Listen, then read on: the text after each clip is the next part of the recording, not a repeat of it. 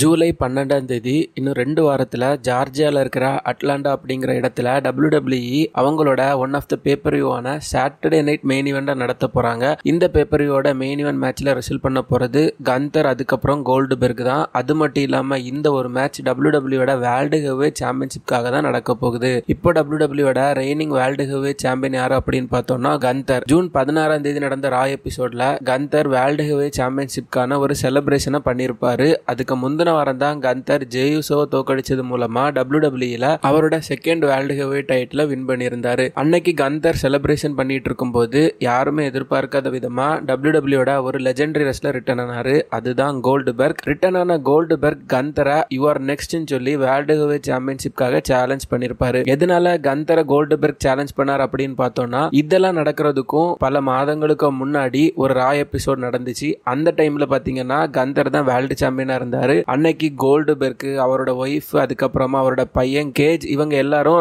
ராவை பாக்குறதுக்காக வந்திருந்தாங்க. எதனால அப்படின்னா அந்த ரா அட்லாண்டால நடந்துச்சு. அட்லாண்டா தான் கோல்டுபெர்க்கோட சொந்த ஊரு. அது மட்டும் இல்லாம அட்லாண்டாவுக்காக கோல்டுபெர்க் ரக்பி எல்லாம் விளையாடி இருக்காரு. அன்னைக்கு ஜஸ்ட் ராவை பார்த்து என்ஜாய் பண்ணலான்னு வந்த கோல்டுபெர்க்க கந்தர் சீண்டி விட்டுருப்பாரு. ஸோ அதுதான் வந்து பாத்தீங்கன்னா கோல்டுபெர்க் இப்போ WWEக்கு ரிட்டர்ன் ஆகிறதுக்கு காரணமா இருந்துட்டு இருக்கு. என்னதான் கோல்டுபெர்க் பெரிய லெஜெண்டரா இருந்து ரிட்டர்ன் ஆகி கந்தரை சேலஞ்ச் பண்ணியிருந்தாலும் கோல்டுபெர்க் ஜெயிக்கிறதுக்கான வாய்ப்பு அப்படிங்கிறது ரொம்பவே குறைவு தான். ஏன் அப்படின்னா ஃபர்ஸ்ட் அவருக்கு ரொம்பவே ஏஜ் ஆயிடுச்சு. இன்கேஸ் அவரு இந்த மேட்சை வின் பண்ணி வேர்ல்டு சாம்பியனா மாறினாலும் அதுக்கப்புறமா இன்ட்ரெஸ்டிங்கான எந்த ஒரு மேட்சையும் அவரால் கொடுக்க முடியாது அப்படிங்கிறது ஒரு முக்கியமான பாயிண்ட். அது மட்டும் இல்லாம கோல்டுபெர்க் இதுக்கு முன்னாடி ரிட்டர்ன் ஆன டைம்ல கெவின் ஓவன்ஸ், பிரேவியாட் மாதிரியான யங் WWE ரெஸ்லர்ஸை தோக்கடிச்சு வேர்ல்டு சாம்பியனா மாறினாரு. அந்த டைம்ல கோல்டுபெர்க்கு மேல ரசிகர்கள் அதிகமான எதிர்ப்பை தான் தெரிவிச்சாங்களே தவிர அதிகமா சப்போர்ட் பண்ணல. இந்த மேட்சை பத்தி நீங்க என்ன நினைக்கிறீங்க ஃப்ரெண்ட்ஸ்? கோல்டுபெர்க் வர்சஸ் கந்தர் மேட்ச்ல யாரு வின் பண்ணுவாங்க? உங்களோட சப்போர்ட் யாருக்கு? இந்த மேட்சை பத்தின உங்களோட ஒப்பீனியன்ஸையும் மறக்காம ஷேர் பண்ணுங்க.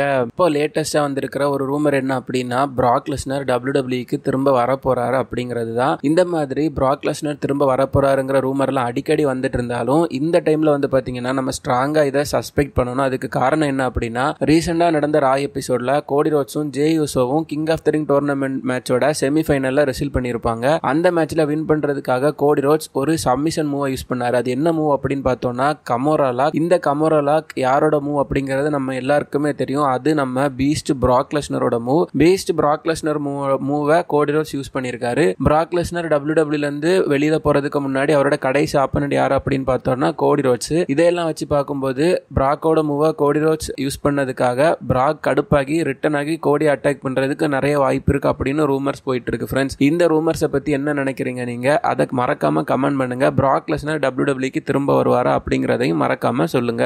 அடுத்த நியூஸ் என்ன அப்படின்னு பார்த்தோம்னா, நிறைய ரெஸ்லிங் ரசிகர்கள் சோசியல் மீடியாஸ்ல ட்ரிபிள் எச் கழுவி ஊத்திட்டு இருக்காங்க. எதுக்காக அப்படின்னு பார்த்தோம்னா, ரெசல்மேனியா 41ல ஈயோ ஸ்கை, ரியா ரிப்ளே தோக்கடிச்சு WWEயோட உமன்ஸ் வேர்ல்டு சாம்பியனா மாறி இருப்பாங்க. இது நடந்தது ஏப்ரல் மாசத்துல. அதுக்கப்புறமா பல மாதங்களா WWE பல பேப்பர் ஈவெண்ட்ஸை நடத்தி முடிச்சிட்டாங்க. ஆனா ரெசல்மேனியாக்கு அப்புறமா ஈயோ ஸ்கை இதுவரைக்கும் ஒரு தடவை கூட அவங்களோட வேர்ல்டு சாம்பியன்ஷிப்பை டிஃபெண்ட் பண்ணவே இல்லை. அதுக்கு காரணம் ட்ரிபிள் எச் ஈயோ ஸ்கைக்கு அவங்களோட வேர்ல்டு சாம்பியன்ஷிப்பை டிஃபெண்ட் பண்றதுக்கான வாய்ப்பை கொடுக்கல அப்படிங்கிறது தான். இதனால பல ரசிகர்கள் ட்ரிபிள் எச் இப்போ சோசியல் மீடியாஸ்ல பயங்கரமா கழுவி ஊத்திட்டு இருக்காங்க.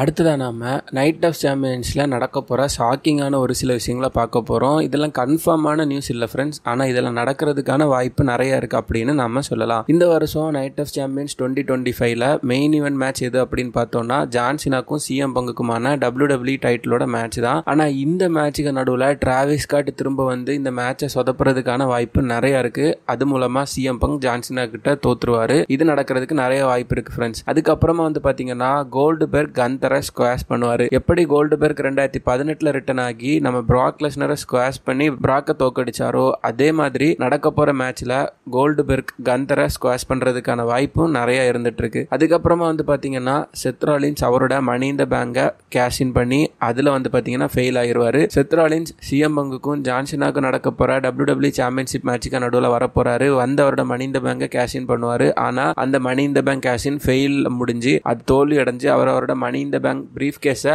இழந்துருவார் அப்படின்னு ஒரு ரூமர் போயிட்டு இருக்கு. இதெல்லாம் வந்து பாத்தீங்கன்னா நடக்கலாம், நடக்காமல் இருக்கலாம். அந்த பாசிபிலிட்டிஸை தான் நம்ம எக்ஸ்ப்ளோர் பண்ணிட்டு இருக்கோம். அதுக்கப்புறமா வந்து பாத்தீங்கன்னா நம்ம சாமி சைன் ஹீல் டர்ன் ஆவார் அப்படின்னு எதிர்பார்க்கப்படுது. கடந்த ஒரு சில வாரங்களா கரியன் கிராஸ் சாமி சைனை பேக் ஸ்டேஜில் வச்சு பேசி சாமி சைனை பயங்கரமா பிரெயின் வாஷ் பண்ணிட்டு இருக்காரு. அந்த மாதிரிலாம் நடந்துச்சு அப்படின்னா சாமி சைன் ஹீல் டர்ன் ஆகி WWE வில்லன் ஆகிறதுக்கான வாய்ப்பு இருக்கு. இதுல என்னெல்லாம் நடக்க நைட் ஆஃப் சாம்பியன்ஸ்ல வாய்ப்பு இருக்கு அப்படின்னு மறக்காம நீங்க கமெண்ட் பண்ணுங்க ஃப்ரெண்ட்ஸ். வீடியோ பிடிச்சிருந்தனா வீடியோவை ஒரு லைக் பண்ணுங்க. நீங்க இன்னும் நம்ம சேனலை சப்ஸ்கிரைப் பண்ண பார்த்துட்டு இருக்கீங்கன்னா மறக்காம சப்ஸ்கிரைப் பண்ணி பெல் ஐக்கானை கிளிக் பண்ணி நோட்டிஃபிகேஷன்ஸையும் ஆன்ல போட்டு வச்சுக்கோங்க.